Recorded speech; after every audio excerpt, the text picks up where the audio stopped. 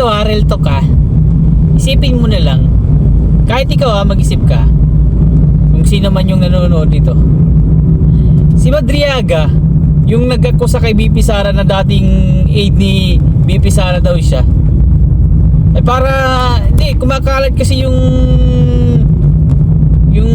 interview nung abogado ni Madriaga na sinusuhulan daw ni BP Sara ng 1 billion si Madriaga para hindi magsalita about sa akusasyon kay BP Sara. Isipin mo na lang yung kaso ni Madriaga is kidnap on ransom. Ibig sabihin nagkidnap ka ng tao para kumita ka.